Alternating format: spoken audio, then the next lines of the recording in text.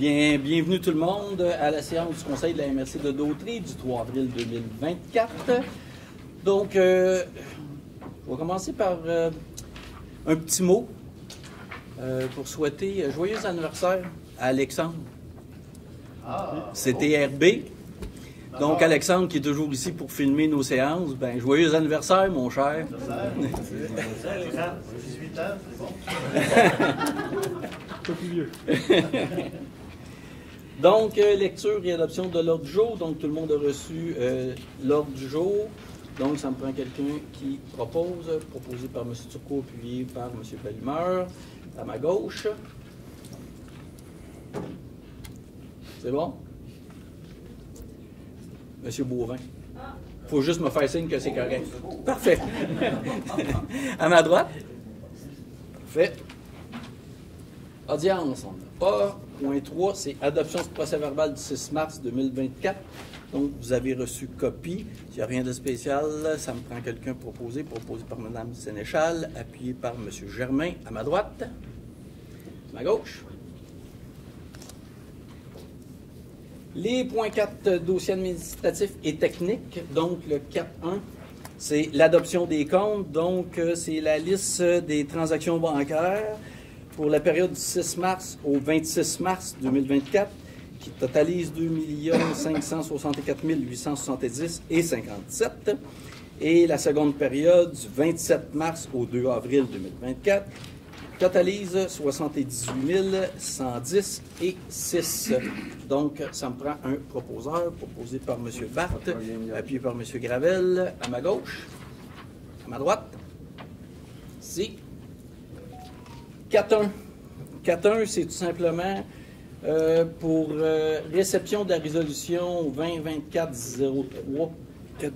Ah, 4.2, excusez. Je vais trop vite.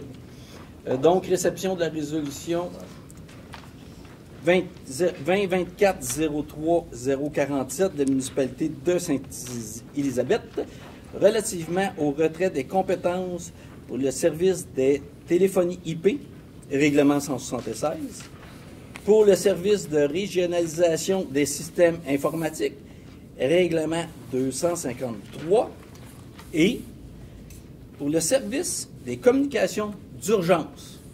Communications d'urgence, on parle des communications d'urgence à la caserne de pompiers, qui est les communications entre les pompiers.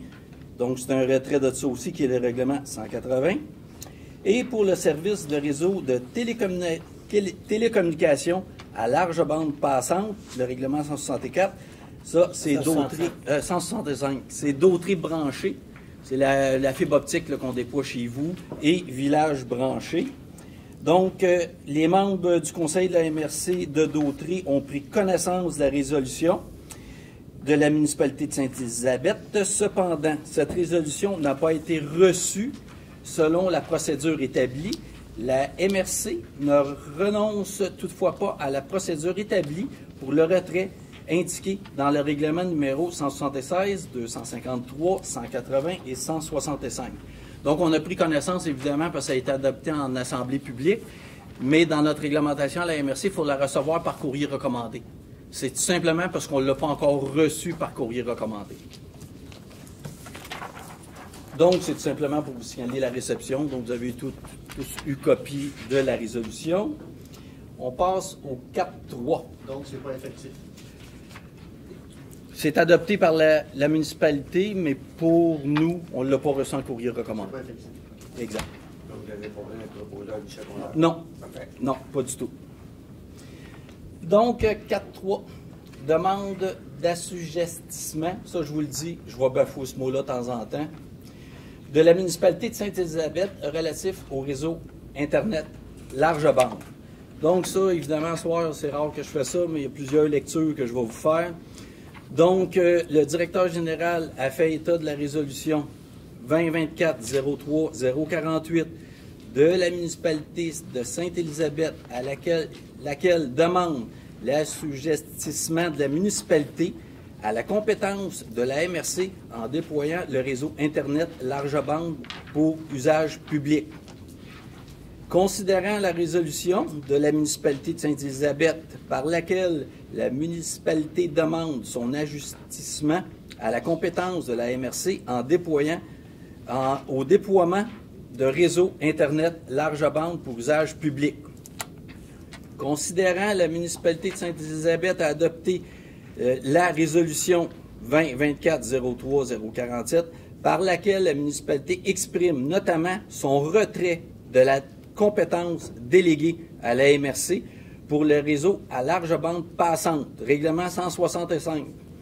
Considérant que la MRC comprend de la résolution 2024-03-048 de la municipalité de Sainte-Élisabeth que cette dernière voudrait que la MRC fasse une distinction entre le réseau dit village branché et le réseau dit autré branché.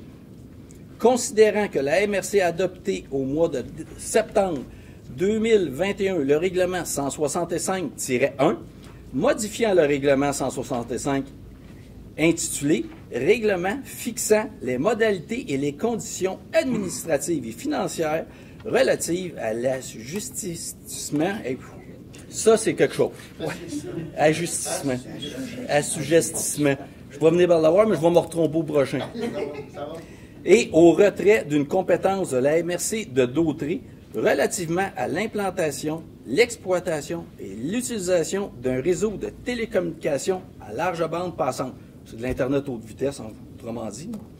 Considérant que le règlement 165-1 ne fait pas de distinction entre le réseau de fibres optiques à usage public dit au très branché et le réseau de fibres optiques dit village branché, considérant que, comme cela a déjà été mentionné au directeur général de la municipalité de Sainte-Élisabeth, les deux réseaux de fibres optiques sont aujourd'hui interreliés. Les signaux pouvant transiger d'un réseau à l'autre et que, par ailleurs, ces réseaux sont appelés à être de plus en plus interreliés dans le futur. Considérant que l'intégration des deux réseaux fait en sorte qu'il est impossible de les distinguer dans un contexte d'assujettissement de compétences, comme le demande la municipalité de Sainte-Élisabeth. En conséquence, il est proposé que le préambule fasse partie intégrante de la présente résolution, d'informer la municipalité de Sainte-Élisabeth que la MRC ne peut donner suite à sa demande de faire une distinction entre le réseau de fibre optique village branché et d'autres branchés, et ce, pour les raisons ci-haut mentionnées. D'informer la municipalité de Sainte-Élisabeth qu'elle a été assujettie à la compétence de la MRC et en ce qui a trait au réseau de fibre optique dit autré branché et qu'elle remet actuellement en cause ces ajustissements par résolution. On va faire ça clair, là. On a deux réseaux. Village branché. Village branché qui a été le premier qui a été déployé dans notre MRC. Village branché, après ça, il est arrivé d'autres branchés 2. Hein? 1 et 2. Mais les deux sont comme ça à cette heure. Parce qu'il y a eu du développement de d'autres branchés 1 et 2. Et ces réseaux-là sont alimentés par village branché. Donc, ça fait 1 aujourd'hui.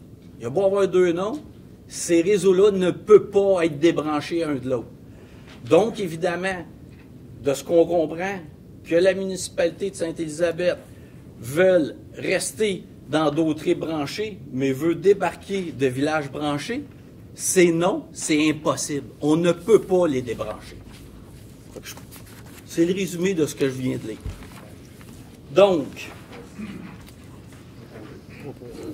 Donc, ça me prend un proposeur proposé par M. Germain, appuyé par Mme Sénéchal, à ma droite, à ma gauche.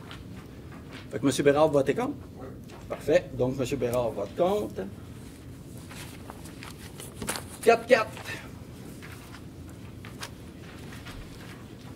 4-4. Comité du système d'information et des télécommunications, dépôt du compte-rendu. Donc, évidemment, on a eu une rencontre, le comité des télécommunications, des TI de la MRC. Évidemment, dû à ce qui s'est dit en assemblée publique à Sainte-Élisabeth, nous, ici à la MRC, le comité a demandé à son service des TI de lui faire un rapport. Donc, il s'est dit des choses en assemblée publique à Sainte-Élisabeth. Évidemment, on a discuté et on a demandé un rapport. Donc, c'est un dépôt. Le dépôt du compte-rendu de notre comité. Donc, évidemment, vous comprendrez que ces documents-là, une fois adoptés, une fois déposés ici à la MRC, deviennent publics. Donc, et également le rapport. On a demandé le rapport relatif au suivi effectué relativement à la demande de la municipalité de Sainte-Élisabeth pour l'implantation d'un logiciel. Peut-être juste préciser que le rapport est annexé. Oui, c'est ça. Parce qu'on a le compte-rendu de notre comité, puis le rapport qu'on a demandé aux télécommunications de la MRC est annexé, évidemment, au compte-rendu de notre comité.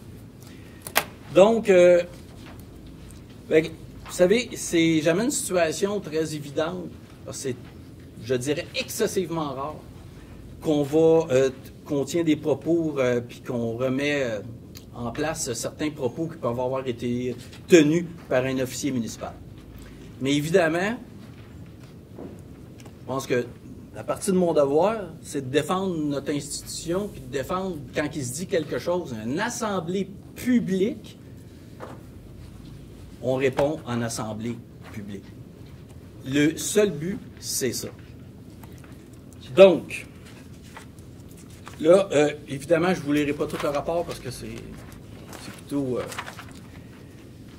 Mais ce qui est important, c'est retour sur le projet de la municipalité.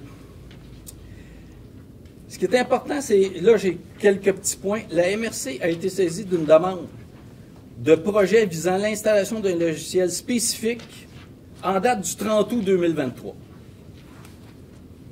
Là, j'ai dit, en assemblée publique à Sainte-Élisabeth, on dit effectivement qu'ils ont fait une demande à la MRC au mois d'août. C'est le 30 août 2023. Le 30 août 2023, il y a une demande.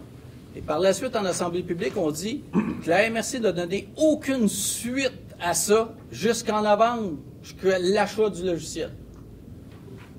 Donc, évidemment, là, je vous le dis, je ne vous lirai pas, et tout ce que je dis ici, vous comprendrez que c'est des courriels et des choses qu'on a, mais évidemment, on ne dépose pas les courriels, c'est le rapport que je dépose. La municipalité demande également à la MRC la possibilité de régionaliser et de réaliser le projet dans un horizon de 6 à 12 mois. 30 août 2023, 6 à 12 mois pour l'implantation et faire ça, ça nous mène début septembre 2024. Ça donne une idée dans le temps. Et on dit qu'il n'y a eu aucune correspondance. Donc, une correspondance datée du 7 septembre 2023. Correspondance du 21 septembre 2023 entre la municipalité de Sainte-Élisabeth et le fournisseur du logiciel partagé avec la MRC. Ça, c'est le 21 septembre 2023.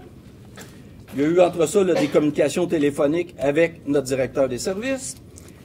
Le 26 septembre 2023, également, des communications entre le DG de Sainte-Élisabeth transmis et entre la RMRC de Dautré. Le 4 octobre 2023, également des communications entre entre la municipalité et la MRC. Le 16 octobre 2023, également des communications. Là, je vous fais fi de tous les paragraphes. Hein. Le 23 et le 24 octobre 2023, également des communications. Le 26 octobre, une analyse de la MRC envoie un courriel au directeur général de Sainte-Élisabeth pour l'informer de l'installation du serveur pour son logiciel et terminé, oui. Le logiciel est terminé, excusez. Le logiciel est terminé et nous demandons les accès requis pour le fournisseur. 1er novembre, la MRC relance le directeur général de Sainte-Élisabeth pour obtenir les informations. Le 2 novembre 2023, il y a une communication où on reçoit les informations. Des échanges de communication prennent place. Le 15, le 16, le 21, le 22, le 23 et le 24 novembre 2023 entre la MRC et Sainte-Élisabeth. et la municipalité de Sainte-Élisabeth et le fournisseur. Le 14 décembre 2023, encore des communications entre les deux institutions.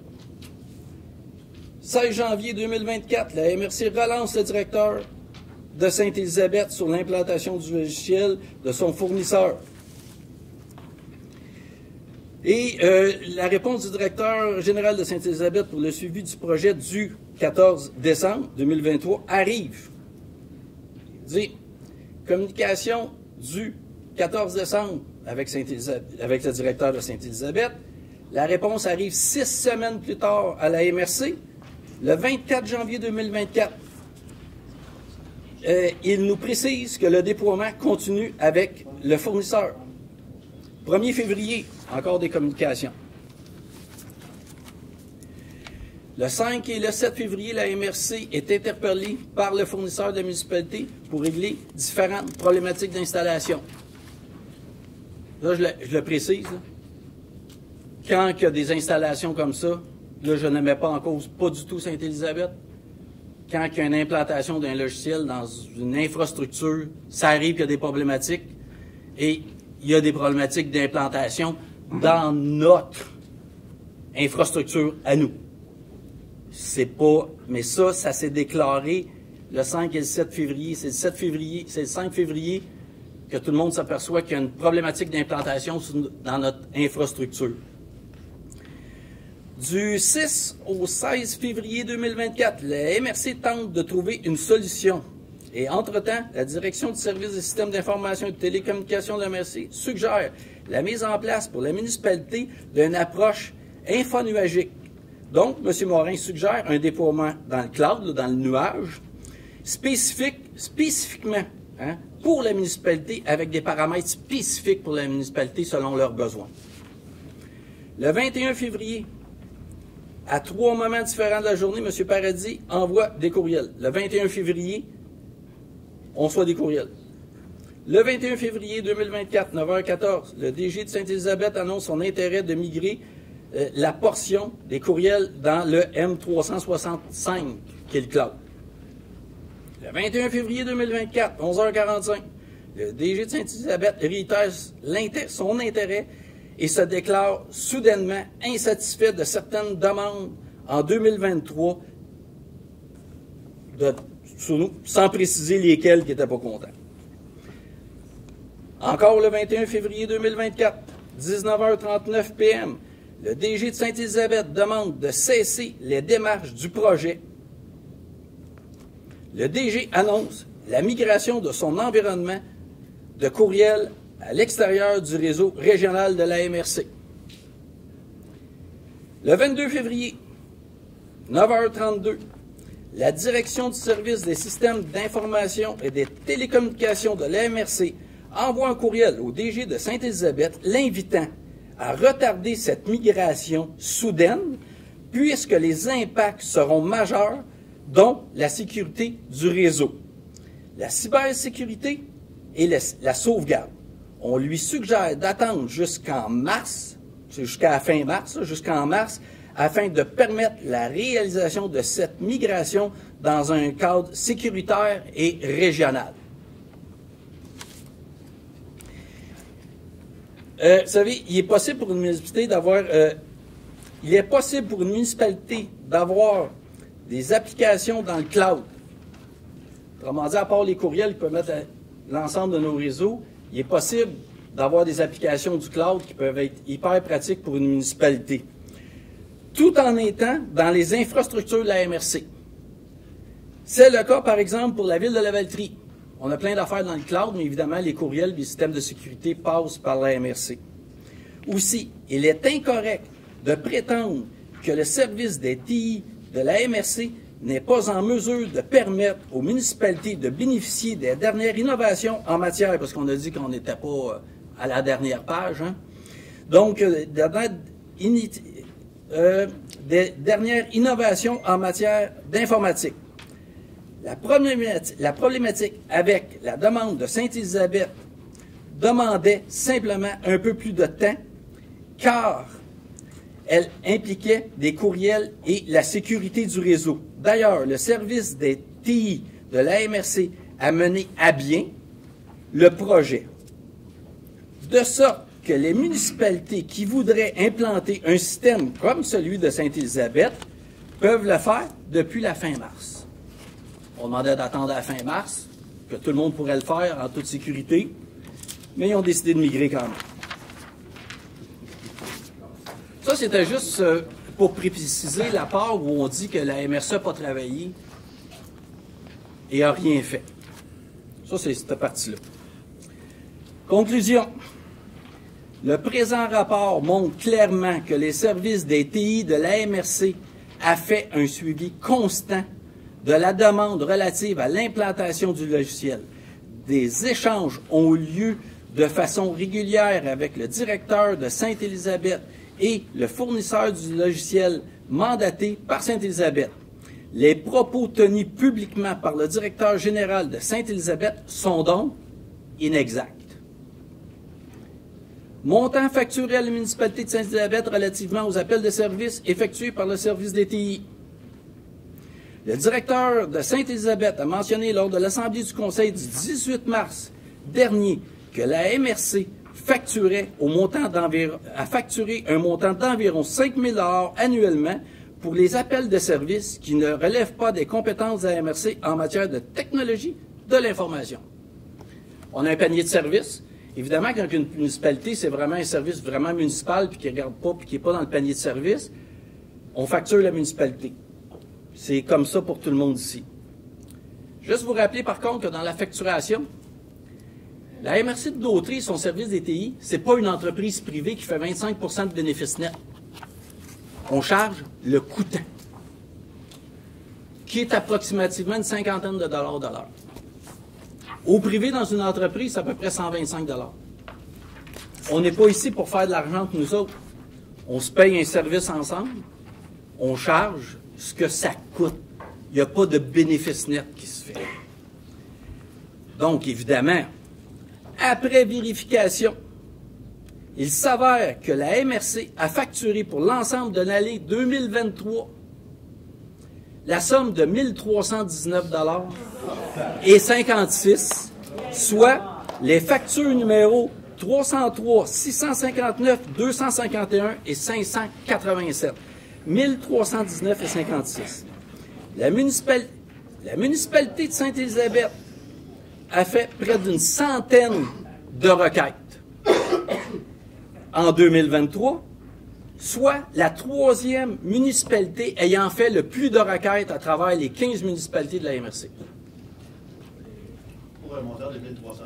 Pour un montant de 1 300 au-dessus d'une centaine de requêtes. Fait qu'il faut croire que le panier de services de la MRC est assez bien étoffé. Et je vous parle d'à peu près une cinquantaine de dollars de l'heure. Donc, l'absence d'un commun accord.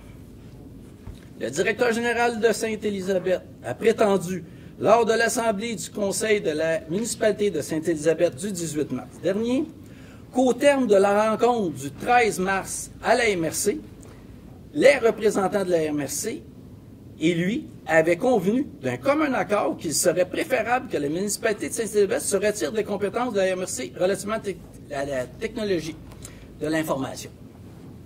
En fait, cette rencontre avait été organisée afin d'évaluer avec le directeur général de Sainte-Élisabeth comment régler le problème relatif à la suspension des accès aux serveurs qui étaient survenus suite à des actions posées par la municipalité et qui avaient pour effet d'augmenter la vulnérabilité du réseau informatique de la MRC. Au terme de la rencontre, le directeur général de Sainte-Élisabeth nous a mentionné que la municipalité préparait à reprendre des compétences de la MRC relatives aux technologies de l'information et de la téléphonie. Aussi, malgré l'interprétation que peut en faire le directeur général de Sainte-Élisabeth, ni M. Morin qui est directeur des services des télécommunications de la MRC, ni M. Tremblay n'ont laissé entendre durant la rencontre qu'ils étaient en accord avec le retrait de Sainte-Élisabeth des compétences de la MRC. En matière de technologie de l'information et de la téléphonie, au contraire, En ce qui concerne la MRC, la rencontre avait pour but d'améliorer la collaboration avec la municipalité de Sainte-Élisabeth. La municipalité de Sainte-Élisabeth est libre de retirer ses compétences de la MRC. Vous savez, moi, la décision de Sainte-Élisabeth, là, ici, comme maire, moi, je vous le dis tout de suite, c'est une compétence, c'est un conseil de ville souverain sur leur territoire. Ils ont totalement le droit de se retirer des services de la MRC. Ça leur appartient. Ce que je fais ici, je ne suis pas en train de dire que Sainte-Élisabeth n'est pas légitime. C'est un conseil de ville élu. Ils sont très légitimes de prendre les décisions qu'ils veulent. Par contre,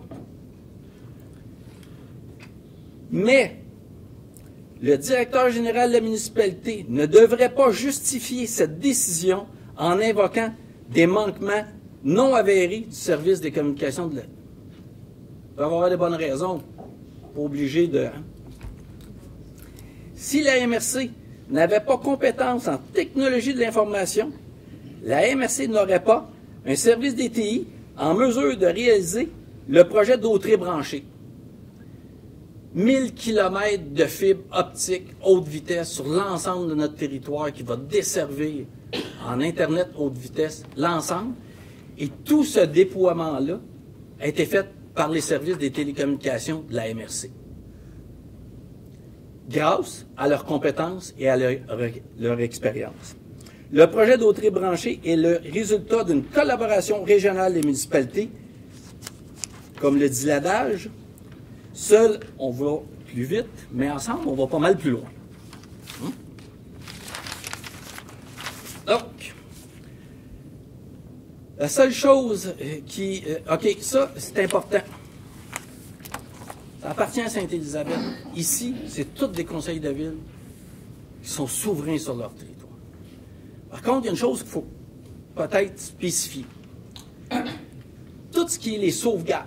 Il faut comprendre que la MRC de Dautrey, ici, on a 3 secteurs de sauvegarde pour l'ensemble des données de la MRC. La Valtrie, Berthier, puis dans le nord, je pense que c'est la ville de Saint-Gabriel. C'est la ville de Saint-Gabriel. On a des systèmes de sauvegarde. Ça fait que s'il y a un incendie, il arrive quelque chose, l'ensemble de nos données, courriels et tout, est protégé. Il faut comprendre que la journée que Sainte-Élisabeth part, puis comme on dit, on a la résolution, la journée que Sainte-Élisabeth quitte, la seule chose qui appartient à Sainte-Élisabeth, c'est des données. Il n'y a pas de plan de migration.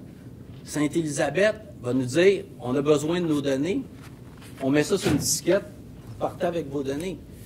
Les serveurs, les sauvegardes, les logiciels appartiennent à la MRC. Donc, Sainte-Élisabeth n'aura plus accès à aucune infrastructure de la MRC. À leur demande. À leur demande, évidemment. Évidemment. Même la fibre. Non, bien, ça, la fibre, c'est plus... ils peuvent, mais s'ils se retirent de la fibre, ils peuvent pas rester dans d'autres branchés et être dans le village. C'est un. Mais il y a peut-être une chose, c'est que dans l'entente intermunicipale qu'il y a, hein, c'est dans notre entente intermunicipale, évidemment, vous comprendrez que la MRC a un emprunt de 2 millions. Et dans notre entente commune qu'il y a eu de fait quand on a déployé la fibre, qui est, on s'entend, hyper important pour le développement de l'entièreté de notre territoire, ils peuvent se retirer là, de d'autres branchés. Ça leur appartient, ça aussi. Mais dans l'entente, ils continuent à payer le règlement d'emprunt. Et ils continuent également à payer tous les frais récurrents du réseau, mais ils ne participent pas aux futurs bénéfices qu'il pourrait y avoir dans la MRC. Je pense que ça fait le tour.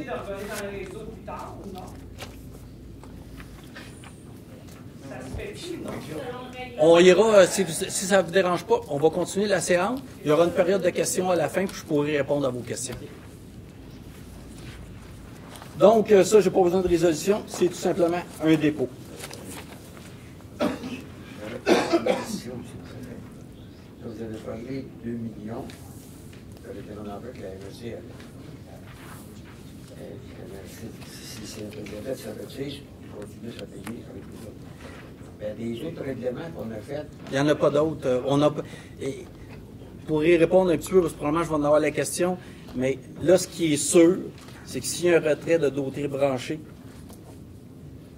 c'est sûr que dans notre réglementation, ils peuvent, mais ils vont continuer à payer le règlement d'emprunt, mais pas juste ça. Ils vont continuer à payer l'ensemble des frais récurrents qu'on a, qui s'élèvent à peu près à 80 000 par année, mais évidemment que 1000 km, on va venir par avoir des bénéfices, mais qui vont monter à 400-500 000 par année de frais récurrents parce que on est accroché dans des poteaux de belle, il faut payer chaque poteau, donc il y a des frais récurrents au déploiement de ça, évidemment. Donc, je vais continuer, mais à la fin, il y aura une période de questions où vous pourrez poser vos questions. Donc, continuons. Donc, 4-5. Hein? Non, c'est un dépôt. C'est le dépôt du compte-rendu puis du rapport, qui est le rapport qui est annexé. Donc, 4-5, reconnaissance d'année de service, Ève Dumont, Beau-Soleil. Madame Dumont-Beausoleil est en emploi de la MSC depuis 15 ans. Elle travaille comme adjointe administrative au service de gestion des matières résiduelles.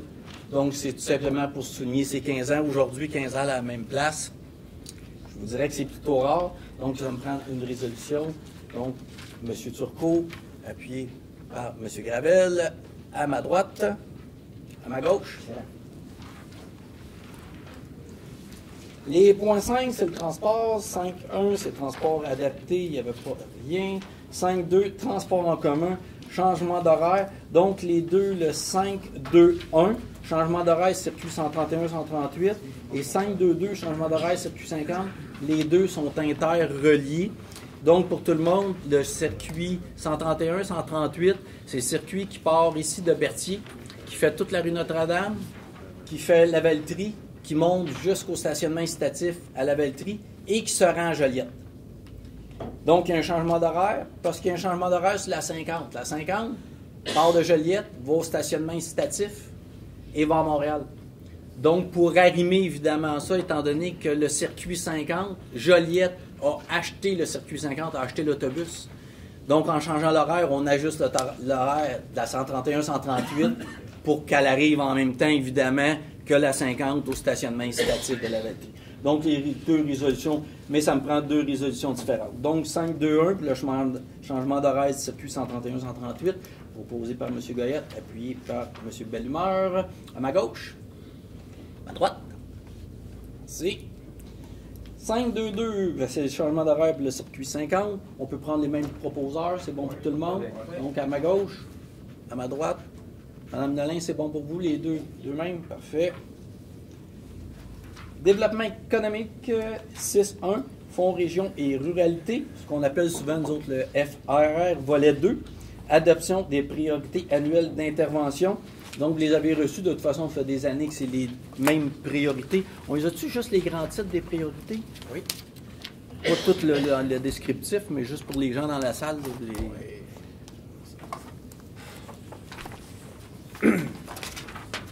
Donc, les principales priorités, favoriser le développement de l'entrepreneuriat, favoriser la croissance et la compétitivité des entreprises en vue d'en assurer leur pérennité, favoriser l'innovation dans les entreprises, développer un écosystème d'affaires permettant la croissance des entreprises du territoire et l'implantation de nouvelles.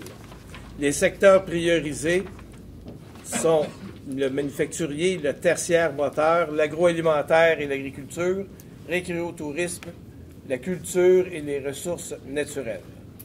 Et voilà, donc c'est les plus grandes priorités. On renouvelle nos priorités. Donc, ça me prend un proposeur proposé par M. Barthes, appuyé par M. Lahaye. À ma droite, à ma gauche. Le 6.2, annulation du projet aménagement de bâtiments communautaires par la ville de la Valtrie. Donc, c'est tout simplement un montant de 87 000 qui avait été octroyé. Dans le parc rural, chaque municipalité a une enveloppe dédiée à chaque municipalité.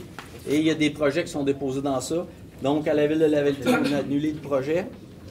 Donc, c'est 85 000. Le projet est annulé, donc le 85 000 retourne dans l'enveloppe spécifique à la Valtrie. Donc, ça me prend proposé par M. Moreau, appuyé par M. Pufal. À ma droite, à ma gauche. 6.3. Entente visant à soutenir la réalisation du plan d'action 2023 à 2025 de l'ANODIER économique. Il faut comprendre, l'ANODIER économique, c'est un organisme, évidemment, qui est dans le développement régional des 6 MRC de l'ANODIER. Et cet organisme-là est financé en partie par les subventions que nous autres qu'on reçoit dans le parc rural par le gouvernement. Donc, l'entente, c'est une aide financière annuelle de 10 000 qu'on donne à l'ANODIER économique pour 2 ans, mais les 6 MRC donnent le même montant à l'ANODIER économique en développement. Donc, ça me prend un proposeur, oui, proposé par M. Villeneuve, appuyé par Mme Desjardins, à ma gauche, à ma droite. Hein? Point 7, aménagement de territoire. 7.1, comité d'aménagement et de conformité, adoption du CR. Qu'est-ce? Pardon? Aménagement. Comité d'aménagement et de conformité, c'est pas le dépôt? C'est juste le dépôt. C'est le dépôt, hein? Oui, du compte-rendu. Du compte-rendu. Okay. Donc, c'est le dépôt du compte-rendu. Ça prend une résolution, Mme Nala? En fait, selon l'adopte. On l'adopte tout le monde, mais ça reste un dépôt. OK. Quoi? Pas de problème. Pas d'adopter le dépôt. Proposé par M. Sylvestre, appuyé par Mme Desjardins, à ma gauche, à ma droite. 7.2. Demande d'autorisation CPTAQ. Il n'y en a pas ça. Il n'y en a pas? OK. Comité de protection du territoire agricole du Québec. C'est des acronymes des fois. Commission de protection du territoire agricole du Québec. Faites des copies. Donc, il n'y en a pas. 7.3, certificat de conformité. Je vais juste vous expliquer, parce que là, il y a beaucoup de monde dans la salle. Certificat de conformité, quand une municipalité fait un changement de zonage, il est obligé d'envoyer le changement de zonage à la MRC et la MRC se doit, de par la loi, de confirmer que c'est conforme au schéma d'aménagement de l'ensemble de la MRC. Donc, un premier certificat pour la ville de Berthierville qui modifie son règlement sur les PPC-MOI et qui a pour effet d'autoriser un logement là, au 2e étage d'un bâtiment industriel. Le comité a analysé le règlement et recommande l'émission du certificat de conformité. Donc, c'est le seul règlement pour Berthierville. OK. Proposé par M. Lahaye. Appuyé par... Parce que... Non, parce que je m'en allais encore dire par M. Saint-Ignace, mais je vais prendre M. Germain. À ma droite? À ma gauche?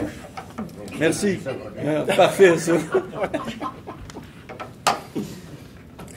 Donc, municipalité de Saint-Cléophas-de-Brandon, un seul règlement, le règlement 65-2, qui a pour effet de modifier le règlement du plan d'urbanisme numéro 65 pour y ajouter la notion d'îlot de chaleur. Le comité recommande l'émission du certificat de conformité. Donc, proposé par Mme Saint-Charles, appuyé par M. Pufal. À ma droite, à ma gauche.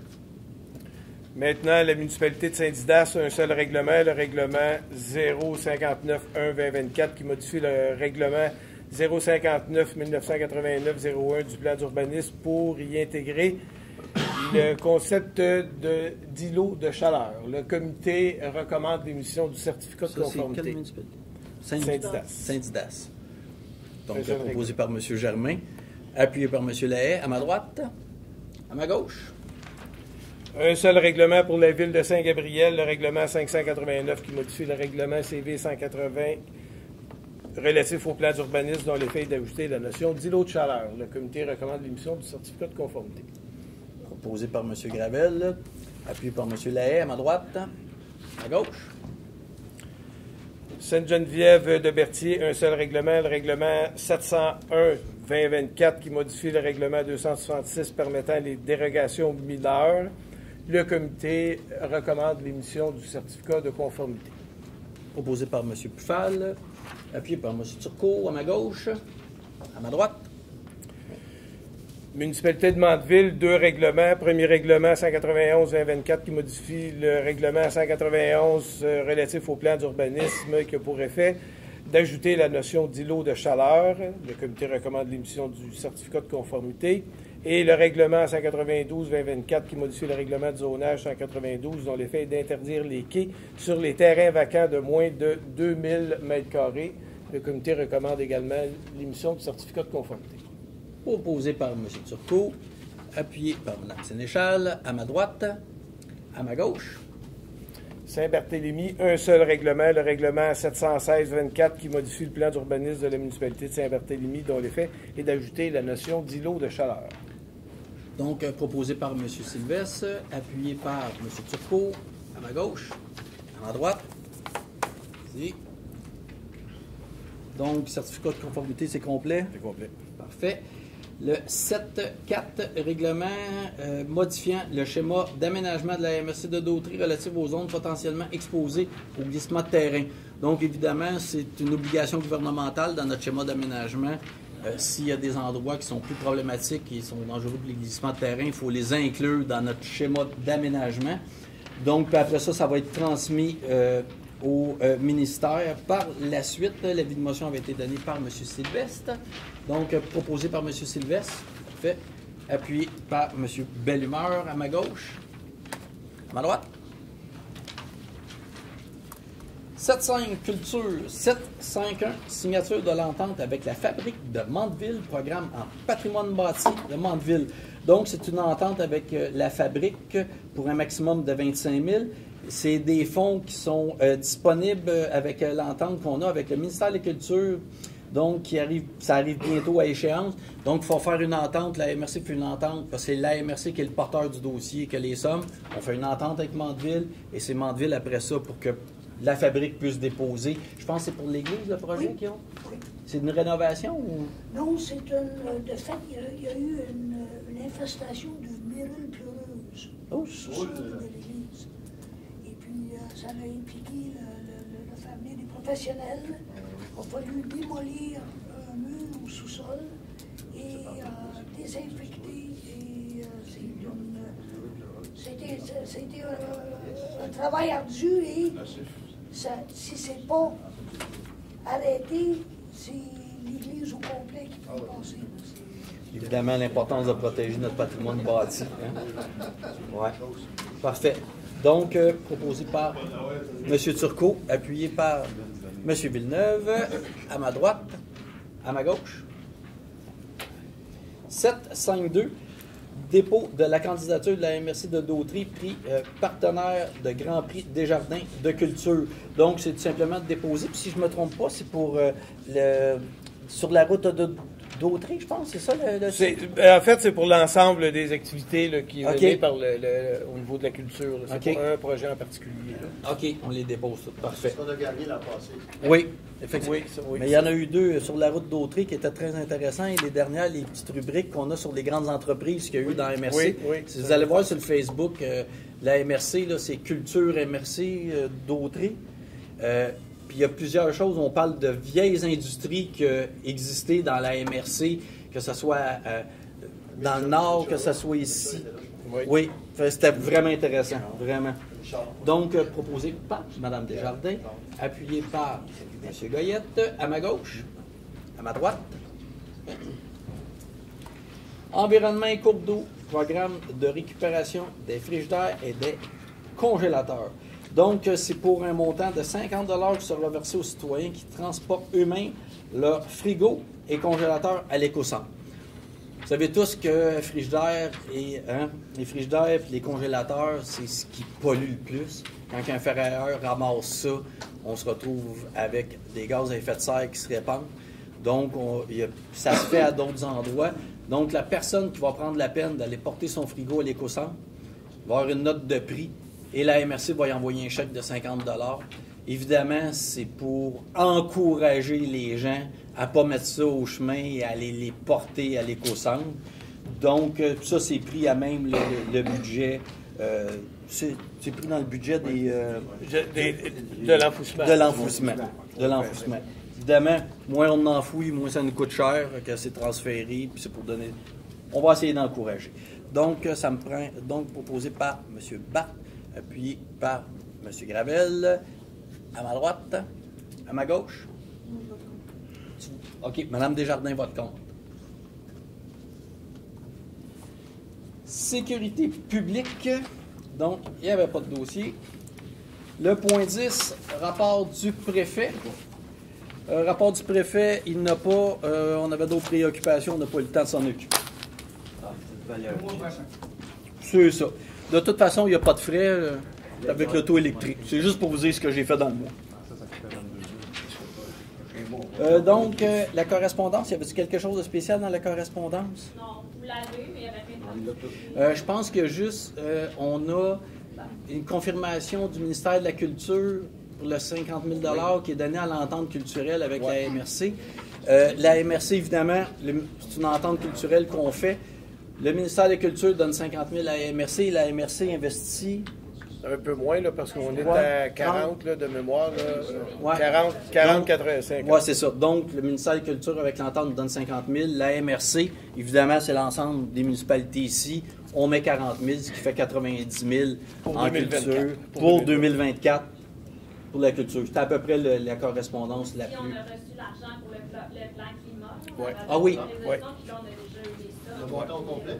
Oui, 1 222 000. oui. Oui. Ça, le plan climat, c'est une subvention qu'on a du gouvernement d'1 million combien? 200? 222 000. 222 000, 1 222 000. On a 3 ans tous ensemble ici pour faire un plan climat.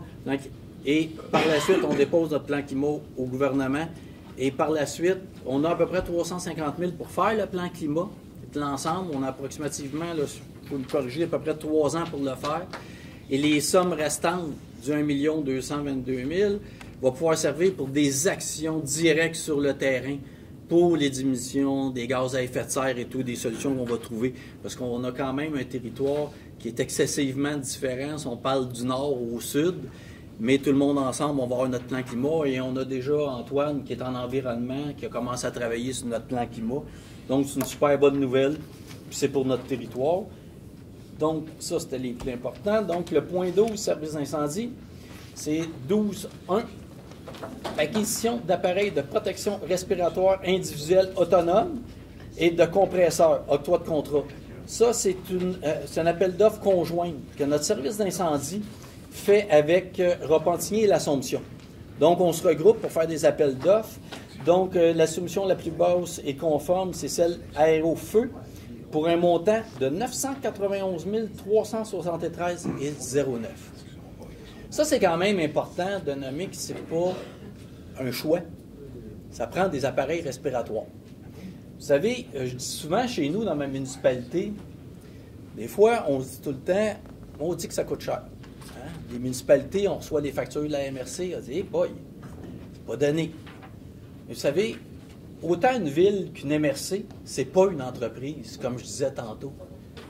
On charge malheureusement ce que ça coûte. Mais dans ce cas-ci, le fait que ça soit des achats regroupés, on a sauvé sur nos estimations de départ à peu près 350 000. Qui est quand même important quand on fait des achats regroupés avec d'autres municipalités. Donc, c'est 391 300. Donc, ça me prend un proposeur, proposé par M. Turcot, appuyé par M. Villemeur, à ma gauche. À ma droite. 12.2. Aménagement du fourgon de ravitaillement, dépôt du rapport d'ouverture de soumission et octroi de contrat. Donc, l'appel d'offres est par invitation pour le véhicule 1631. Puis, c'est un véhicule qui est à Saint-Norbert, qui est la caserne 30. Donc, c'est un montant de 60 000 excluant les taxes. Puis ça correspond au montant qu'il y avait eu pour l'estimation. Ça, c'était-tu le fourgon pour le remplissage justement des bonbonnes avec le compresseur? Hein? Oui, c'est l'aménagement. Hein? C'est ça, c'est... Ouais. OK. Parfait. Donc, c'est bon pour tout le monde. Donc, ça me prend quelqu'un qui propose, proposé par Mme Sénéchal, appuyé par M. Gravel. Donc, ce qui met fin à 6. Hein? Ah non, ben non, ça ne m'intéresse pas. À ma gauche? Pour une fois, je ne me suis pas trompé de gauche à droite. À ma droite? Parfait, merci beaucoup. Donc, période de questions. S'il vous plaît, évidemment, ce qui est important, c'est de se nommer. Est-ce que tu entends bien en arrière ou ils sont obligés de prendre le micro? Non, j'entends bien. T'entends bien? Non? Non. Vous pouvez rester, mais juste, vous pouvez retourner à votre place, puis juste, un par un, vous vous nommez, parce qu'on le met dans le procès verbal, vous vous nommez, puis vous nommez votre question, puis on essaie d'y répondre du mieux possible. Monsieur Je devrais vous dire combien. Non.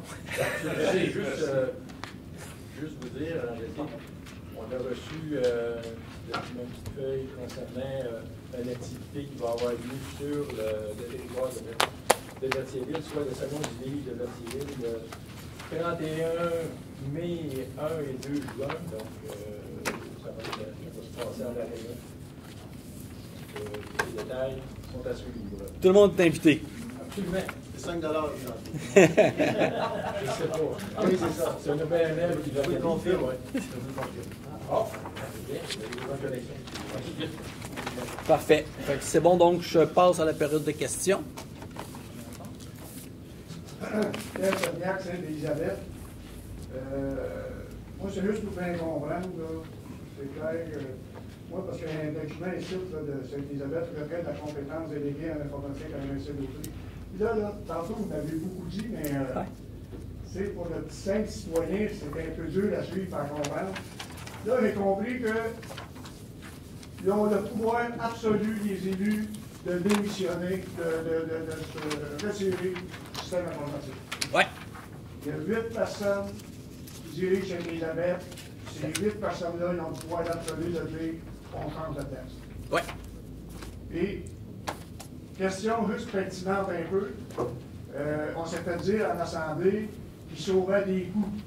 Que c'était moins cher. On s'est fait dire des chiffres, 5 000, 25 000, 28 000. À un moment donné, on se perd parce que, tu sais, quand tu as 67 ans que tu as arrêté dans une réunion, tu commences à ta 68e année d'existence, qu'est-ce qui se passe? Essaye de comprendre. Le but, c'est de comprendre. Je pense que tout le monde, on a le même intérêt de comprendre. Y a-t-il des gains, d'abord les citoyens de Sainte-Élisabeth là-dedans?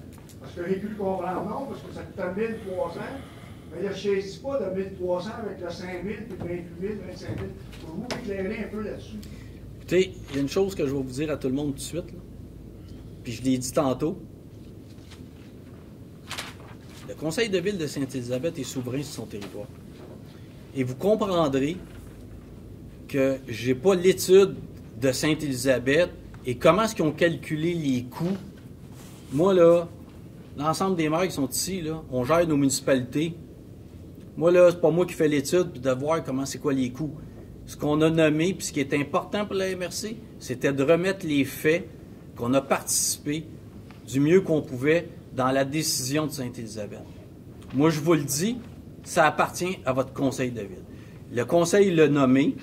À la MRC ici, en service des TI, ça, on parle de la quote-part du panier de services, là, de tout ce qui est toute l'infrastructure de la MRC, les sauvegardes, les logiciels, tout l'ensemble du service, c'est 18 971.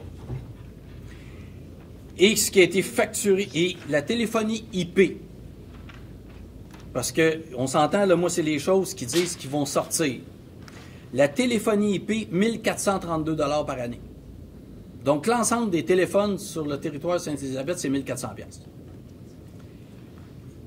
$. Là, les communications d'urgence, ça, c'est le service d'incendie de la MRC. La municipalité se retire. C'est dans la résolution. C'est 1 261 par année. Moi, vous comprendrez que je ne peux pas vous éclairer sur le calcul que Sainte-Élisabeth peut faire. Moi, on a tous des conseils de ville, on explique les dossiers du mieux qu'on peut, on prend nos décisions. Puis moi, je vous le dis, et je ne suis pas ici. Moi, c'est une rectification des faits. Mais en tout respect, puis je vous le dis tout le monde, en tout respect du conseil de ville de Sainte-Élisabeth, qui ont le droit de prendre ces décisions-là. Je ne peux pas remettre en question un conseil de ville, ça leur appartient, c'est des élus. Oui. Peut-être un complément d'information par ailleurs. Il faut savoir qu'une municipalité, un conseil de ville, ça parle par résolution. quand nous, ici, comme conseil de la MRC, on reçoit une résolution de peu importe la municipalité, bien, si on reçoit une résolution, et puis ils peuvent demander des choses, des retraits, parce que la compétence peut être prise par la municipalité, nous, bien, on doit respecter cette décision-là. On n'a pas à la juger. On n'a pas à dire est-ce qu'ils perdent de l'argent, est-ce qu'ils sauvent de l'argent, est-ce qu'ils servent plus les citoyens. On ne peut pas s'immiscer dans ce débat-là. Tout ce qu'on peut faire, comme Sainte-Élisabeth, on a voté une résolution plusieurs hier, on a voté des résolutions, donc on parle par résolution. Moi, je peux bien, comme maire, sortir et dire n'importe quoi. Ça n'a aucun pouvoir. C'est la résolution qui fait foi de la direction, de la décision que la municipalité veut prendre. Et ça, on n'a pas ici personne à s'immiscer dans ce. Voilà. Ça leur a... Mais ce qui est important, comme d'autres branchés puis villages branchés. Bon, là-dedans, Sainte-Élisabeth nous fait une demande par résolution. Voilà. Évidemment, vous comprendrez qu'il y a des décisions qui se prennent par les maires ici. Et ça, c'est une non-décision. C'est non débranchable, les deux réseaux. Donc, on répond par résolution à Sainte-Élisabeth qui ne peuvent pas avoir le beurre, l'argent du bas. Puis de nous demander de séparer ça puis d'être juste dans un. Notre réponse à Sainte-Élisabeth, c'est vous restez la totalité dans un, dedans, ou vous débarquez. Mais les conséquences, ben, c'est le conseil de ville de Sainte-Élisabeth qui le décide. Allez-y, monsieur. Sur la taramac, c'est bien dur à suivre pour nous autres. Là. Et là, que je viens de comprendre, ils ne peuvent pas débarquer parce que c'est fusionné les deux. Là. Non, non, parce que Sainte-Élisabeth nous demande, il y a Autrey branché et village branché. C'est deux choses. Ces deux choses-là ont deux noms, mais sont imbriquées ensemble. On ne peut plus les séparer et ça a été fait par règlement. Donc, Sainte-Élisabeth ne peut pas être dans un ou être dans l'autre. Il faut... C'est une chose. Ou ils débarquent des deux, ou ils restent dans les deux. Ils ont deux choix. Ils restent dans les deux, ou ils débarquent des deux. Ils peuvent débarquer des deux. Hein? Ils peuvent débarquer des deux. Oui, ils peuvent débarquer des deux par résolution. Les conséquences de ça, c'est quoi? Il va y avoir les conséquences de débarquer des deux. Écoutez, les conséquences, je les ai dit tantôt, dans la réglementation qu'on a, puis là, je vous parle dans l'entente, ça je peux le nommer, parce que c'est l'entente dans la délégation de pouvoir qui a été faite par résolution par l'ensemble des villes. Comme M. Villeneuve disait, on parle toujours par résolution.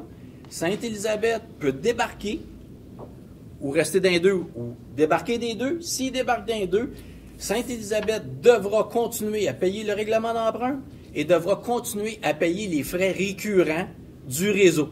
C'est combien ça à peu près? Écoutez, en ce moment, là, on est à peu près, parce que le réseau n'est pas tout à fait fini, parce qu'on est en train de déployer dans Sainte-Élisabeth. En ce moment, en frais récurrents, on est à 80 000. Une fois l'ensemble du réseau fini, puis là, je vous le dis tout le monde, c'est de l'estimation. On n'a pas de chiffre précis là, par poteau, mais ça risque d'aller dans le 400 000 approximativement de frais récurrents par année. Pas pour Sainte-Élisabeth. Non, pas pour Sainte-Élisabeth. Pour l'ensemble de la MRC, merci. Ouais. Mais pas pour Sainte-Élisabeth, je ne l'ai pas. Si vous permettez.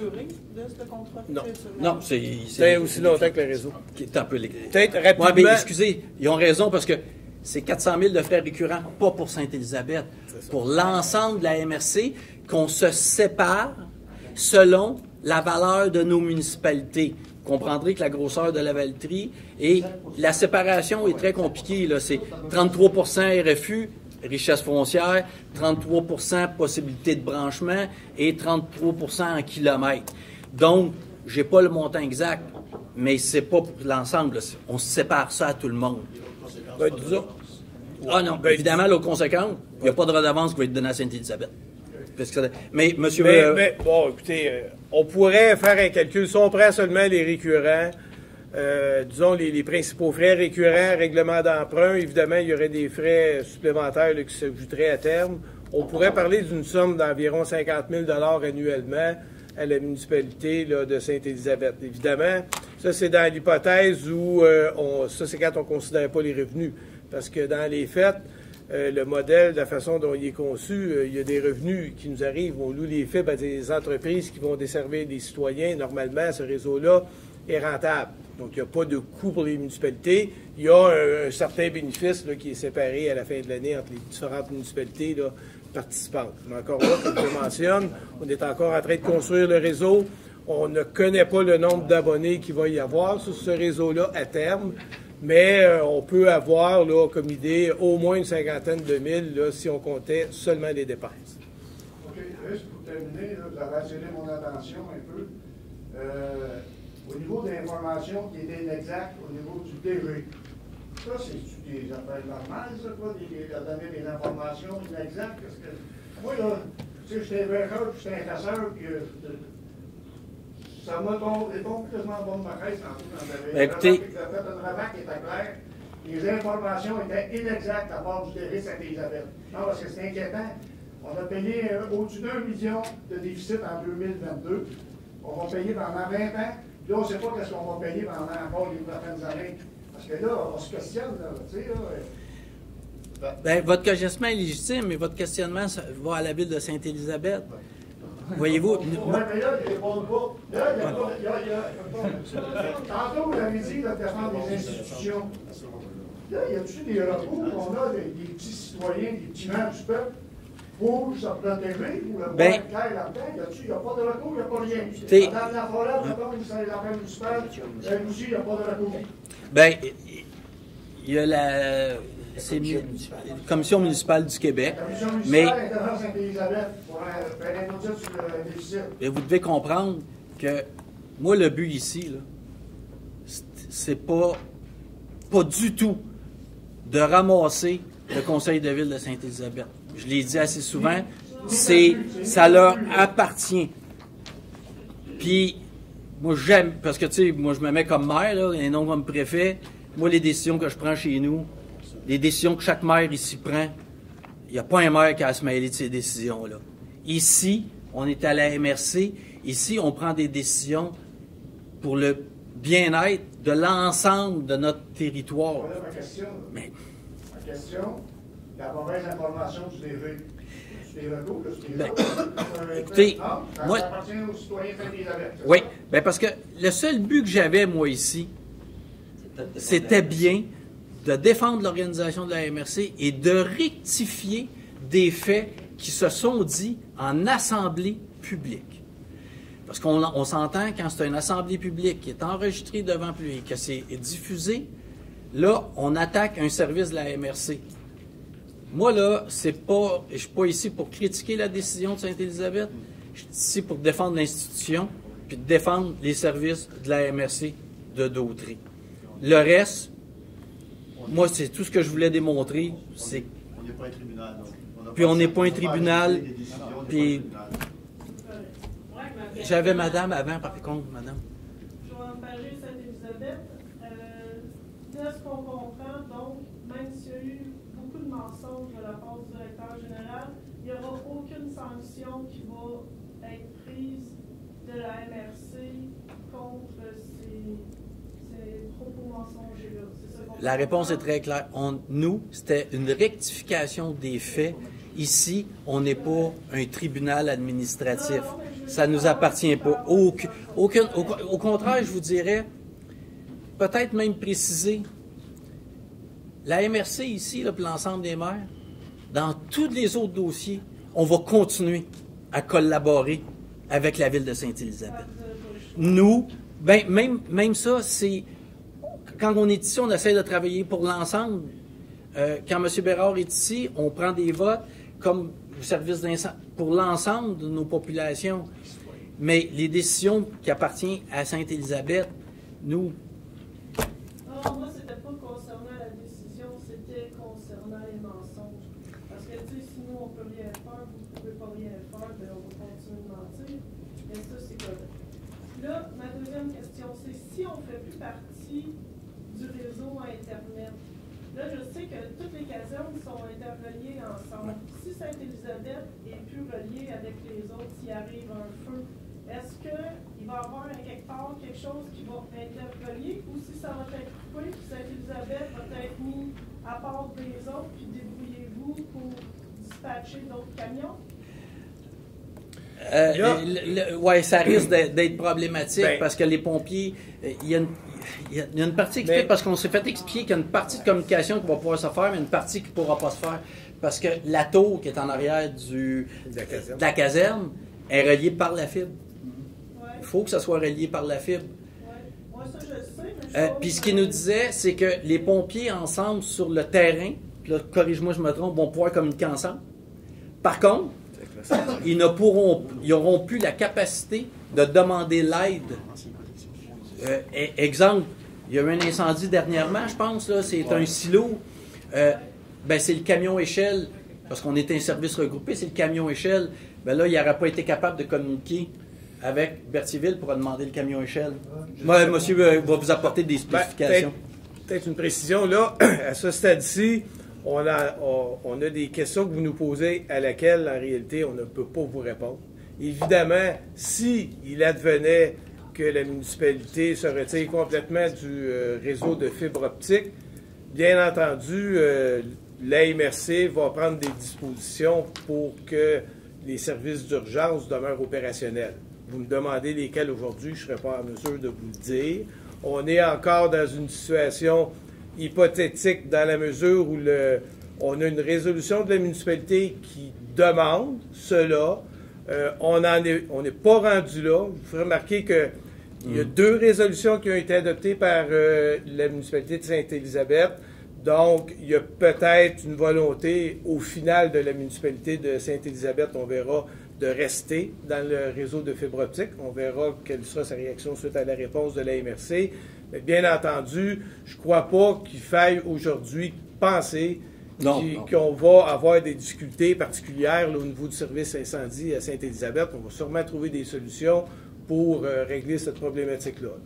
C'est dommage, mais il faut continuer de penser. Même si vous dites continuer non, mais... penser parce qu'il faut penser plus loin que le bout de là, si mettons, là je ne sais pas si j'ai bien compris ou pas, mais vous dites, mettons, comme là, c'est pas encore coulé dans le béton, là, on fait encore partie d'un certain bout de réseau Internet. Je vais répondre.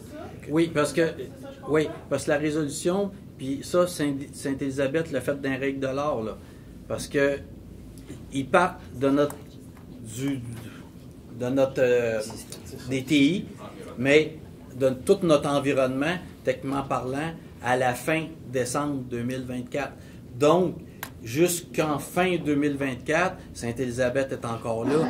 Et vous savez, probablement qu'il y a eu une résolution de fait, puis inclure quelque chose d'une résolution, tout est corrigeable. On a des communications, on va avoir des communications, puis des fois, un côté peut penser que oui, ça peut se scinder, mais ça ne se scinde pas.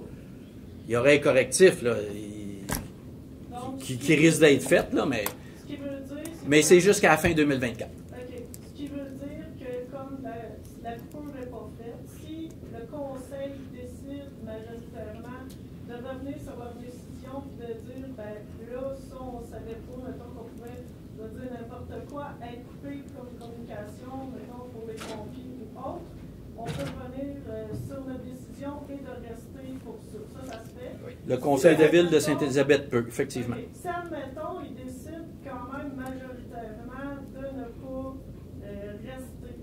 Et qu'il y a un futur conseil qu'eux, ils ont cette volonté-là de vouloir revenir avec la MRC pour des raisons de cybersécurité, des raisons de sécurité.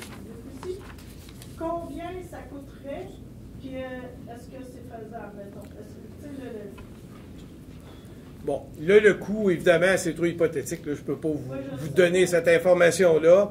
A priori, il faudra voir à ce moment-là quelles sont les immobilisations, etc. Mais oui, c'est faisable. Une municipalité peut en tout temps demander d'être assujettie une fois qu'elle s'est retirée. Est-ce qu'il y a des pénalités ou, en fait, il n'y a pas de pénalité en tant que telle. Quand la municipalité va se joindre au service, elle va assumer les dépenses que le service a à ce moment-là. Puis je vous donnerai un exemple là, qui est quand même récent. La municipalité de Saint-Gabriel-de-Brandon et la municipalité de Saint-Clophas ont adhéré au service incendie de la MRC il y a quelques années, là, il y a 2 ans environ. La municipalité a joint le service, puis elle a partagé les dépenses puis les obligations que le service avait à ce moment-là, tout simplement. OK. s'il n'y a pas de rétroaction, non, si par exemple, il y avait une pénalité dans le cas d'un retrait, s'il y avait, comme on a mentionné tantôt, des règlements d'emprunt, des choses comme ça, c'est au moment du retrait où là, il y a des coûts assumés. Au moment où on adhère, normalement, c'est pas tellement là, que les coûts vont... Mais encore là, c'est une question hypothétique. Je ne veux pas m'avancer là-dessus puis vous donner une information qui pourrait être... ouais. Puis c'est la MRC, à la fin, qui va décider puis d'adhérer, de recevoir la municipalité. Exact, parce que ce qui est important, c'est qu'une municipalité qui veut réintégrer un service, évidemment, c'est voté par l'ensemble des maires ici. C'est correct. Puis ma dernière question, je ne sais pas si je comprends bien ou pas, mais si jamais le conseil décide, je dis encore majoritairement, parce que je sais que c'est pas unanime, là, mais je dis encore majoritairement de se départir de tout ce qui est Internet, haute vitesse et tout ça, comme on dit. Est-ce que, c'est ça le bout que je ne suis pas certaine d'avoir compris, est-ce que si on reste, maintenant, si la municipalité reste, est-ce que les citoyens peuvent se brancher à votre réseau? Puis si on fait plus partie de ça, ce qui veut dire qu'il n'y a plus personne qui va pouvoir se brancher à ce réseau-là. Est-ce que j'ai bien compris ou pas? Bien, ça, c'est un peu... Écoutez, là, présentement, la compétence de la MRC continue à s'exercer jusqu'à la fin de l'année. Donc, normalement, la MRC va continuer à assumer sa compétence. On est en train de construire sur le territoire de Sainte-Élisabeth le réseau. Normalement, le réseau devrait être terminé avant la fin de l'année. Et puis, le réseau va rester là. Le réseau va rester là. Je pense pas. Puis, écoutez, je serais très surpris qu'on décide d'aller enlever des fils. Donc, donc, il y a un réseau qui va être construit. Ce réseau-là va être loué à des entreprises qui vont éventuellement offrir le service directement aux citoyens. Donc ça va, avant la fin de l'année, ça va se concrétiser. Et même si la municipalité de Sainte-Élisabeth se retirait d'autres branchés, comme je l'ai mentionné, on n'éteindra pas le signal, puis on n'enlèvera pas les fils. Cependant, il y aura des conséquences comme celles qu'on a expliquées tout à l'heure. Il y a des règlements d'emprunt à payer, il y a des frais récurrents, il y a des choses comme ça. Qui vont quand même demeurer. La municipalité de Sainte-Élisabeth aurait quand même des obligations qu'elle devra continuer à rencontrer. Je ne veux pas aller trop loin dans le détail parce que, écoutez, c'est une information que nous avons depuis relativement peu de temps. Là, vous comprendrez qu'on n'a pas passé là, notre temps là, à examiner les moindres détails, puis parce qu'il y a beaucoup d'implications dans les décisions qui ont été prises, là, dans la résolution qui a été adoptée. Donc, mais c'est... disons, grosso modo, ce que je peux vous dire à ce stade-ci. Pour être bien clair, c'est qu'avec ou sans, on peut quand même se connecter. En tout cas, jusqu'à nouvel ordre, nous, on a encore compétence, puis on va déployer la fibre optique sur le territoire de Sainte-Élisabeth. Comme notre compétence nous oblige à le faire. Ouais. OK, parfait. Merci.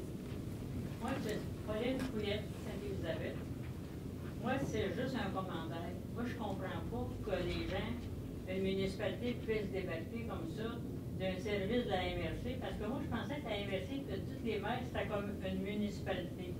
Quand la majorité était pour, tout le monde se ralliait. Parce que là, tu sais, n'importe qui peut se débarquer de n'importe quoi. Non, mais attends, vas-y. Non, parce pas qu'il y a tout des à fait. compétences qui sont... Il y a des compétences qu'une MRC a de par la loi. Par exemple? Schéma d'aménagement. Aucune municipalité peut débarquer du schéma d'aménagement de la MRC. L'évaluation foncière. Évaluation foncière. L'évaluation foncière qui se passe, c'est un contrat que la MRC donne. Ça, c'est dans une réglementation provinciale. Donc, une municipalité, la MRC a des pouvoirs et ça, aucune municipalité ne peut débarquer. Par contre, il y a l'autre partie où c'est des services regroupés qu'on se donne. Hein? Il y a un service d'inspection que certaines municipalités se partagent. Comme la fibre, comme en TI, ce n'est pas une loi. Donc, la municipalité accepte d'y participer et la municipalité peut en débarquer. Ce n'est pas dans la réglementation provinciale qu'on est obligé de faire à la MRC. Ils peuvent débarquer des permis de construction. Oui. D'ailleurs, vous l'avez fait. La municipalité... Sainte-Élisabeth n'est pas dedans non plus. En inspection. Bonjour, François-Henri Lafarge. si j'ai bien compris ce que vous nous avez dit, le fait de sortir du système DTI de la MRC, c'est 80 000 $ de frais récurrents, c'est environ, le code-part Sainte-Élisabeth, c'est 7 si je ne me trompe pas? Il faut faire attention, ça, on parle de frais récurrents de la fibre optique. En TI, en télécommunication, tous les services en télécommunication de la MRC, c'est 18 971 que ça coûte à Sainte-Élisabeth. Ça, parce qu'il faut faire vraiment une grande différence entre la fibre optique, hein, l'Internet haute vitesse, puis le service des TI. C'est deux entités différentes. En télécommunication, ce que je disais, les logiciels, les serveurs, les services de sauvegarde, ça, c'est du TI. Ça coûte 18 971 à Sainte-Élisabeth. Dans les TI, il y a également, c'est des règlements différents, là, mais ça fait partie des TI, la téléphonie IP qu'on appelle. Téléphonie IP qui est 1432,50. Et l'autre, les communications d'urgence, c'est pas d'autre. Ça, les communications d'urgence, tu débarques dans ça, tu débarques de la communication, ça c'est 1261 par année. Parce qu'il faut faire la différence entre les deux. On parle d'un coût d'environ 22 000 $. Et si j'ai bien compris, vous avez dit, le fait de se retirer, on perd tout le droit sur les logiciels qui sont disponibles pour l'ensemble des municipalités. Toute l'infrastructure de la MRC. Si Sainte-Élisabeth veut utiliser ces logiciels, il va falloir qu'ils se les remettent. Oui. Bien, la cartographie que les inspecteurs se servent. On peut l'avoir gratuitement par Internet, à la limite. Pas tout, ouais, c'est pas tout à fait la même chose. C'est ça. Mais c'est difficile. C'est une façon de dévier les choses. Ça, moi, vous dire une affaire, pas très professionnel en Internet. Hein? J'ai du monde qui m'aide. Mais en fait, si je comprends bien, on parle de 22 000 $ plus des frais de logiciels qui vont quand même être assez élevés. Moi, je voudrais savoir quel est l'intérêt qu'il y a à ça vis-à-vis de tous vous autres, les maires qui restaient là. Est-ce que Sainte-Élisabeth est plus brillante que tous vous autres? Là? Moi, j'aimerais savoir. Je ne passerai pas de commentaires là-dessus. Ça, c'est une réponse qui veut tout dire. Merci beaucoup. Sainte-Élisabeth, deux petites questions qui revenaient. Au niveau des pompiers, vous avez attiré mon attention encore. Moi, janvier, je vous ai écouté, dans mes premières visionnements. Il y avait une étude sur les vitesses d'intervention suite à la demande de Sainte-Élisabeth d'avoir 2 pompiers à temps plein. Qu'est-ce que j'ai pu comprendre? Vous avez fait un exercice, vous avez présenté ça aux élus, que vous étiez plus vite que Saint-Félix, puis Saint-Tite est plus vite qu'avoir 2 pompiers à temps plein. Ça, j'avais compris. Puis que 2 pompiers à temps plein, il n'y a aucune municipalité qui a ça. J'avais compris aussi. Il y a du pompier temps plein dans la municipalité de Lavaltrie. Il y en a 6, je ne me trompe pas. Il y a 6 pompiers temps plein ici. C'est 6 ou 8 de jour? Pas de jour.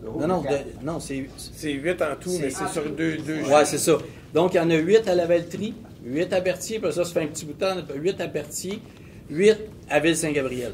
Peut-être juste une précision. Ah ouais, il y en a 2 dans le cas de Ville-Saint-Gabriel, les locaux sont trop petits pour avoir l'ensemble de l'équipe. Fait qu'il y a une partie des pompiers qui est déployée à Mandeville, la caserne voisine. Mais là, la problématique est un manque d'espace, puis c'est pas du tout optimum. D'ailleurs, les municipalités du pôle Brandon, en tout cas, je ne veux pas annoncer. Bien, de par la loi, puis c'est vraiment des ententes intermunicipales. Toutes les municipalités, puis c'est la loi, on est en entraide. Donc, automatique, sur certains territoires, exemple, je vais prendre Lavaltrie. Lavaltrie, on a un grand secteur d'à peu près 600 propriétés qui sont au nord de la 40. Dans le schéma de couverture de risque et dans l'appel COCA, là, quand quelqu'un fait le 911 et il est dans ce territoire-là de Lavaltrie, qui est au nord de Lavaltrie, c'est automatique, Joliette intervient. C'est la rapidité de l'importance. Donc, comme à Sainte-Élisabeth, l'entraide, vous savez, eux autres, ils ont un camion échelle, on a des camions échelle, on les aide avec notre camion, ils nous aident. C'est une entraide mutuelle. On paye le temps homme. Sainte-Élisabeth, on parle de Saint-Félix, ils ont des pompiers temps plein. Donc, ils sont à quoi, je ne sais pas, à peu près 10 minutes à peu près de Sainte-Élisabeth. Donc, c'est automatique. Quand il y a quelque chose, ces pompiers-là interviennent. Puis, effectivement, c'est sûr que du pompier temps plein, dans nos casernes, ça intervient plus rapidement, mais indépendamment de où il se trouve, c'est plus rapide parce qu'on parle du temps de mobilisation. Il faut faire attention. Le temps de mobilisation, c'est le temps d'un pompier à temps partiel qui part. Chez vous, il y en a 5.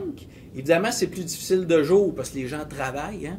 Mais il y a de l'entraide qui se fait. Chez vous, il y en a 5. Dans notre réglementation, il faut qu'il soit maximum 12 km de votre caserne. Donc, il n'est pas obligé de rester à Sainte-Élisabeth. Il peut être à Saint-Norbert. Le principal, c'est qu'il faut qu'il soit à moins que 12 km.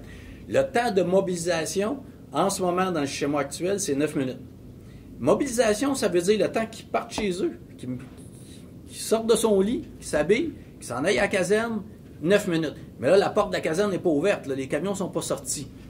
Mais c'est évident que si on prend Sainte-Élisabeth, Saint-Félix, qui ont des pompiers temps plein, eux, de jour, avec des pompiers temps plein, ils interviennent très rapidement. Vous savez, c'est pas où se trouvent les pompiers, l'important, c'est le temps. D'intervention. Ben oui, d'intervention. Exact. Puis c'est ce qu'on essaie de maximiser, c'est le temps d'intervention. Puis les coûts, évidemment. Dans votre capsule, c'est ça, j'avais compris au mois de janvier. Ma question est, parce que j'aurais pu la poser à nos élus de Sainte-Élisabeth, mais parce que les périodes de questions sont très, très, très courtes. On doit voir peut-être à 10-15% de questions à poser, puis après, c'est à bout de la main. Y avez-vous une entente dernièrement, parce que la semaine passée, il y avait 2 pompiers à Sainte-Élisabeth, puis il y a une grosse pancarte, on procède à l'embauche. Fait que là, on s'est dit, bon, il y a eu une entente avec la MRC, et on ne peut pas savoir parce qu'on ne peut pas poser de questions. Fait que, ma question, est-ce qu'il y a eu une entente qu'on va avoir 2 pompiers à temps plein à Sainte-Élisabeth? Non, pas du tout. Il n'y aura pas de pompiers à temps plein à Sainte-Élisabeth et ça a été répondu par résolution par la MRC.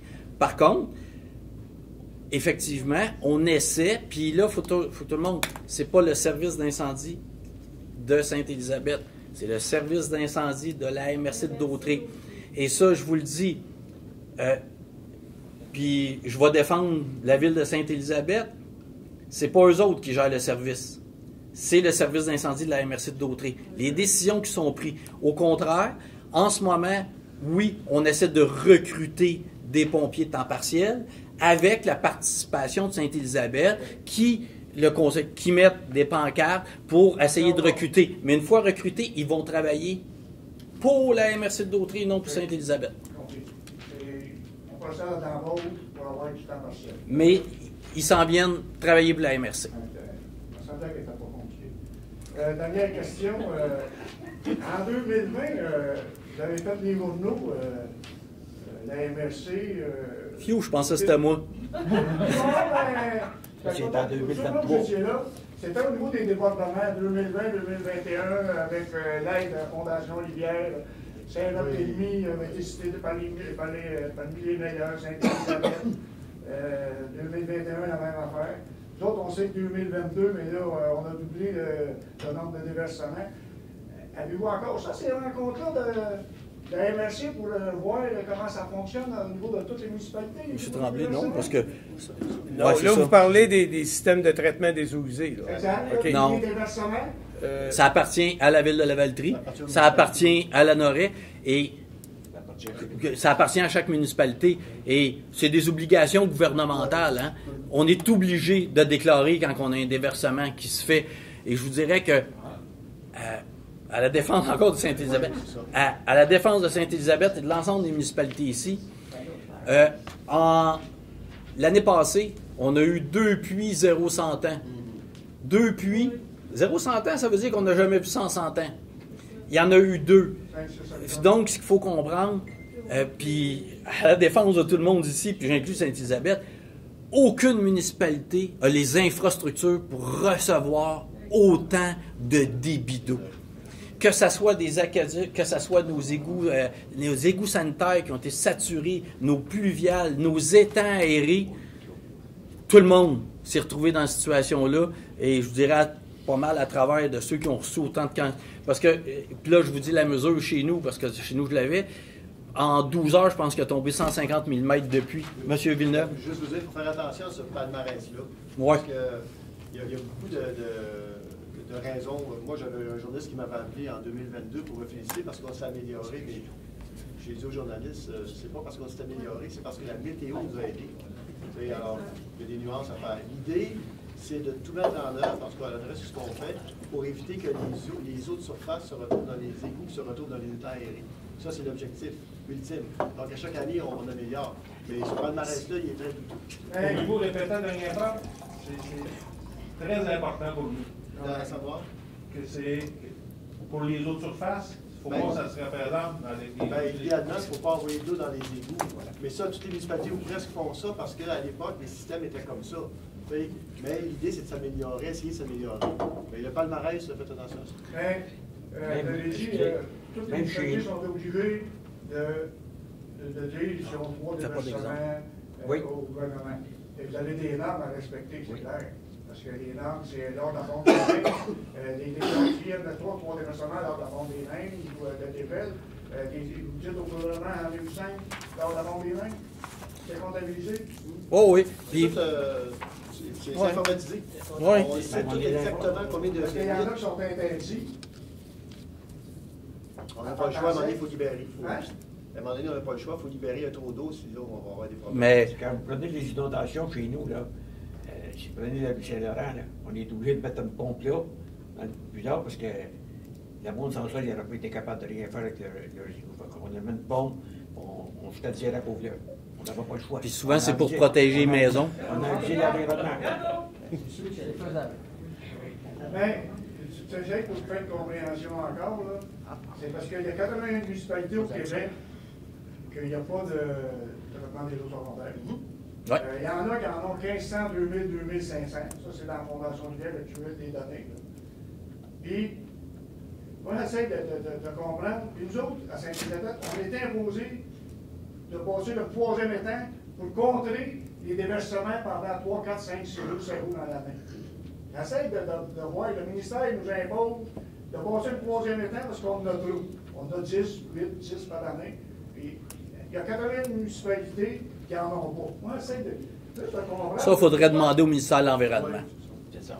Nous autres, puis, l'ensemble des municipalités, on se conforme aux exigences du ministère de l'Environnement. Écoutez, Montréal, c'est des grillages qu'ils ont, puis ça passe sur notre bord à nous autres. Mais ça, que je voulais qu'on fasse, c'est le gouvernement provincial. Ça, c'est pas dans notre cours, on va dire que nous autres. Puis, j'inclus l'ensemble des municipalités ici. On suit les règles du ministère de l'Environnement. Et une municipalité n'a pas le choix. Puis ça, ben, c'est une bataille, moi, vous dire une affaire. Pas nous autres qui vont répondre à ça. Puis si vous voulez avoir la réponse du ministère de l'Environnement, bonne chance. Tentez d'avoir. Oui. Justement, le ministère de l'Environnement, on voit un nouveau nom, je ne m'en rappelle jamais. Il y a de la faune à cette heure dans ça. Des parcs et de la faune.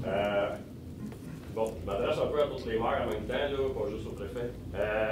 Quand un ministère veut communiquer avec une municipalité, quelle est la méthode utilisée en 2023, 2022, 2023, 2024? On est-tu encore par téléphone? On est-tu par lettre, par télégraphe, par email, par n'importe quel style de communication? C'est quoi la communication qui est utilisée par le ministère de l'Environnement? Exemple, si supposément on est en défaut pour des systèmes. Comment ils communiquent avec les municipalités? Ils appellent le DG, ils appellent le maire, ils envoient une lettre, un email, un télégraphe. Un pigeon? Oui, écoutez.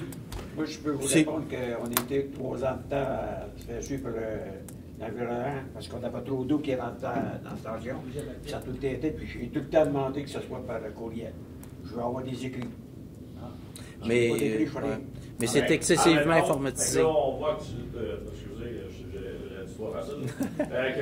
Pas grave. Que vous l'avez reçu parce que vous l'avez demandé comme ça. Oui. Mais est-ce que quelqu'un, mettons là, je ne sais pas, n'importe quel maire, il pense être correct dans sa municipalité. La première, l'avis de dire, il faut que tu fasses un 3e étang, il faut que tu refasses tes égouts, est-ce que c'est envoyé par téléphone ou c'est envoyé en email ou par lettre enregistrée ou. Ben, ça dépend. Il y a des choses formelles, mais là. Non, mais c'est ça, formellement. Je vais vous dire. Ben, écoute, j'ai l'air pas à poser la question, là, mais je veux juste avoir la réponse claire. Parce qu'on n'a pas de réponse claire facilement. Puis on n'aura jamais, nous, on n'aura jamais, pour encore un an ou deux. Il va y avoir des fonctionnaires, comment on leur souhaite? Parce que moi, en tant qu'entrepreneur, quand le gouvernement communique avec moi, c'est soit une lettre enregistrée ou c'est soit un email. C'est rare que je reçois un coup de téléphone du gouvernement, à part la police, là, quand ils entendent mon tract, mais sinon, j'ai pas de téléphone. C'est tout par email ou par lettre enregistrée avec signature. Est-ce que les municipalités, si le ministère de l'Environnement veut mettre une municipalité conforme, supposément qu'elle est non conforme, est-ce qu'ils vont agir ainsi comme moi je reçois l'information ou si... Écoutez, moi je pourrais même pas répondre, parce que je pourrais être bien franc. La grosseur de municipalité que moi j'ai, ces dossiers-là, je les vois pas ou je les gère pas. C'est informatisé, comme M. Villeneuve disait, tout est informatisé, c'est envoyé direct. Et habituellement, une municipalité, on se conforme aux demandes du ministère de l'Environnement. Ouais, non, ça, fait que, vous comprenez, mais encore pour ce qui est des données de déversement, tout est envoyé automatiquement au ministère. Puis là, le ministère, ce qu'il demande à la municipalité, moi je vous le dis encore, ça ne m'appartient pas. Non, ça c'est correct. Sauf que ça ne soit pas un coup de téléphone, bonjour monsieur le DG, bonjour monsieur le maire, vous êtes en infraction, vous devez faire un troisième étage. Mais chez nous, bon, c'est beau, non, mais c'est ça, je veux dire, mais probablement que mon taux d'information, on me disait que c'était pas ça. Deuxième question, c'est par rapport au service des incendies. Oui. Je suis un petit peu dans l'ambigu là-dedans. Une municipalité décide d'avoir 3 logements, 3 étages, mettons, il n'y a pas d'échelle. Est-ce que c'est faisable ou il faut avoir une échelle approximative X? Comment ça marche pour ça? Sur notre territoire, on a 2 camions échelles. Mais encore, je répète la même chose. Sainte-Élisabeth et Saint-Félix, qui est à 10 minutes de chez vous, ils ont un camion échelle. Et quand une municipalité est en entraide avec la MRC de Dautrey, parce que c'est le service d'incendie de la MRC de Dautrey, étant donné qu'on a 2 camions échelles, c'est de l'entraide qu'on paye le temps homme. Donc, à Sainte-Élisabeth, c'est comme si vous en aviez un, il est à 10 minutes de chez vous, le camion échelle, et le camion échelle va se rendre directement chez vous. Fait que j'ai le droit, si je veux bâtir un 4 étages... Ah, ben là, moi, je connais pas la réglementation. Non, mais il n'y a pas une loi de feu de l'MRC qui dit dans la municipalité, si tu n'as pas déjà, tu peux avoir un 4 étages. Ça appartient à la municipalité. Vous savez, nous autres, quand on bâtit, on présente les plans. Non, mais je te demandais ça, j'y allais par rapport à, mettons, les feux généraux un peu partout. S'il y avait le droit d'établir qui disait non, vous pas du tout. Non. OK, c'est vrai. Ouais, mais tu sais... Non, mais juste parce que l'aménagement... c'est juste parce que c'est pas juste la question des pompiers. La question de l'aménagement, ce que une municipalité peut permettre chez eux, le nombre d'étages, c'est pas juste en fonction des incendies, c'est en fonction aussi de ce que le conseil local décide. Dans son zonage. C'est correct, c'est plus du côté feu parce que, bon, j'ai déjà eu de la famille qui était là-dedans, puis j'avais comme cru comprendre, bon, là, échelle, étage, fait que je voulais que ça soit clair parce que c'était pas... Non, il n'y a aucune réglementation. Ça appartient, c'est dans la réglementation municipale, la fait d'auteur. OK, parfait. Oh, oui. Joanne Pagé, encore de Sainte-Élisabeth. Est-ce que j'ai le droit d'adresser ma question à M. Barthes ou à vous? C'est que M. Barthes, tantôt, il a dit qu'il avait été non conforme pendant quelques années. Est-ce que, suite à ça, vous avez eu des recommandations par courriel ou par lettre? On n'a pas eu de recommandation du ministère. Par contre, on savait pourquoi il y avait tant d'eau qui rentrait dans notre eau, parce qu'avant qu'on ait notre système, nous, ça se jetait direct au fleuve. Okay. À ce moment-là, la municipalité, tous les plans d'eau, dans des rues, on faisait comment on dirait ça, là, un pluvial, mais on l'envoyait dans les égouts. Ça s'en allait direct au fleuve pareil. On nettoyait en même temps nos lignes. Et là, quand on a eu nos choses, là, le ministère a commencé à nous dire, là, vous avez 2 pics. Pour l'automne, pour le printemps, vous avez trop d'eau qui rentre. Fait que là, on a tout amélioré ça. Là, on a ôté les pluviales qu'on avait faites. Tranquillement, on a déjà tout ôté. Là, c'est sûr, certain que des fois, il y en a peut-être encore de l'eau qui rentre trop. Mais on avise les citoyens qu'une sonde pompe, ça ne va pas des égouts. On le sait qu'il y en a qui l'ont. Et comment est-ce que j'enverrais visiter quelqu'un pour checker toutes les sondes pompes? Moi, si le monsieur arrive, il y a des ventes, puis j'en voyais rien là. Souvent qu'on vient de sortir, il va collecter. C'est ça. Mais Donc, vous n'avez eu jamais de lettre, vous on a eu, obligeant à faire oui, on a eu des, dans un délai pendant 3 ans de temps, le ministère nous envoyait, nous autres on envoyait nos rapports, puis lui, les rapports, il nous retournait en nous disant qu'on avait encore trop d'eau qui rentrait dans le vide. C'est, nous autres, parce que là, chaque municipalité, on a cette problématique-là, ce qu'on appelle les eaux parasites. Des eaux de pluie qui se ramassent dans nos égouts. Exemple, on fournit 1 million de mètres cubes d'eau potable à notre usine de filtration. On en gère 2 millions. On en produit 1 million, on en gère 2 millions. Il y a de l'eau qu'on ne produit pas et qui se vont là. Puis, je vous le dis, l'ensemble des municipalités a ces problématiques-là. Souvent, c'est donné au ministère de l'Environnement parce que le ministère de l'Environnement sait comment est-ce qu'on produit d'eau et sait comment est-ce qu'on a dans nos étangs aérés. Et souvent, le ministère de l'Environnement, ce qu'il nous demande, c'est faites un plan d'intervention, déposez un plan d'intervention pour régler la problématique. Fait que là, la municipalité prend la décision, selon son territoire, OK, pour régler la problématique, voici notre plan d'intervention qu'on a l'intention de mettre en place. C'est déposé au ministère de l'Environnement et après ça, le ministère de l'Environnement, selon les délais puis tout. Puis là, je vous parle de mon vécu à moi. Moi, je connais pas le dossier. Nous autres, c'est ça qui s'est passé chez nous. On a un plan d'intervention, puis à toutes les années, il faut faire des interventions, puis oui, il faut bâtir. Nous autres, on ne peut plus, parce que les étangs aérés, selon le ministère, ce qu'on produit, sont saturés. Fait que, moi, la problématique à Sainte-Élisabeth, c'est peut-être ça la solution. Moi, je la connais pas. Je ne visais pas simplement Sainte-Élisabeth, c'est une question de connaissance générale. OK. Je voulais savoir si le ministère obligeait dans un court délai une municipalité à faire quelque chose ou pas, ou s'il émet des recommandations. Donc, vous dites qu'il émet la recommandation de faire un plan pour... Voici les problématiques, voici ce que vous pouvez faire, puis là, tu déposes un plan d'intervention et le ministère vérifie, il est rendu où ton plan d'intervention, où vous êtes rendu, vous faites des efforts dans vos plans d'intervention. Moi, c'est ce que j'ai vécu chez nous. Mais il débarque pas pour faire les travaux, par contre. Pardon? Il débarque pas pour faire les travaux directement. Non, pas du tout. Ça, moi, vous dire une affaire, c'est débarquer pour faire les travaux puis payer les travaux, on serait très heureux. Il n'y a pas une municipalité qui est propriétaire de tout. C'est nous autres qui payent, bien sûr. Mais juste, je ne sais pas si je vais avoir d'autres questions, mais au cas où j'en aurais pas d'autres, moi, je voulais juste vous remercier du temps que vous nous accordez pour la période de questions. On n'est pas bâillonnés, on n'est pas menacé de se faire mettre à la On n'est pas menaçant. Vous répondez du mieux que vous pouvez et je vous dis merci pour ça. Grand plaisir. Merci à vous. Oui. Question. Qu'est-ce que j'ai pu comprendre en ayant Richard Semignac de Sainte-Élisabeth, grosse paroisse, que quand on a mal comme fait ça, quand on a débarqué, on a comme mis votre système, le système de la MRC en danger, hein, je crois. Je dirais que... Augmenter. Parce qu'il faut faire attention, c'est augmenter le risque. Le risque d'intrusion dans nos systèmes. Ça créait une brèche. Ça est imputable à nous autres ou toute la MRC qui a payé ça pour son sac? Écoutez, rendu là, on aurait mis ça dans les mains des aviseurs, je ne peux pas vous répondre. C'est très hypothétique. Écoutez, c'est pas arrivé. Fait que je pense qu'à un moment donné, moi, tout le temps, faut travailler en collaboration. C'est hyper avantageux.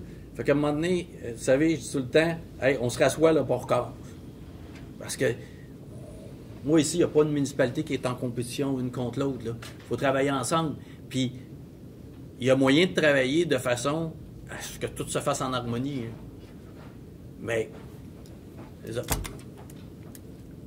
Là, qu'est-ce que j'ai pu comprendre de toute l'intervention d'aujourd'hui? On s'est fait compter, ben, vous avez vu la réunion à Saint-Isabelle, on s'est fait compter des affaires, que c'est ben, tout ça. Mon rapport, je répondais à cette réunion-là. Vous voyez que M. Bérard est complètement mal entouré. C'est sérieux. Je commente pas. Mais là, ce soir, on peut-tu avoir des commentaires? Ça lui appartient. Ça lui appartient. Ça ne m'appartient pas. Capable de nous donner des commentaires à tout ce qu'ils ont dit, parce que ce qui a été dit au Conseil de Sainte-Élisabeth, c'est pas cohérent. Qu'est-ce qu'il faut sauver de l'argent à la fin. Mais je m'excuse parce que juste une petite décorum. Mais vous, non, mais vous, parce que c'était décorum, puis M. Villeneuve me disait, là, vous pouvez vous adresser à moi, puis je vous le dis, Puis ça, c'est pour tout le monde. Ça y appartient. Ça y appartient. Ça appartient à M. Bérard. Nous avoir éclairé. J'ai plus besoin de mon fanal. Merci. Puis on va revenir. Ben, ça va me faire grand plaisir. Donc, pas de questions. Donc, je vais mettre fin à la période de questions. Et donc. Je lève l'Assemblée. Ah non. Ah oui, OK, levez l'Assemblée. Je pensais que vous aviez une question, M. Barr. Là, je te peux dire, c'est fini. Je baïonne pas les citoyens, mais les maires, je peux les baïonner. Donc, la levée proposée par M. Sylvestre, appuyée par M. Barr. À ma droite. À ma gauche. Parfait. Merci beaucoup, tout le monde. Merci bien.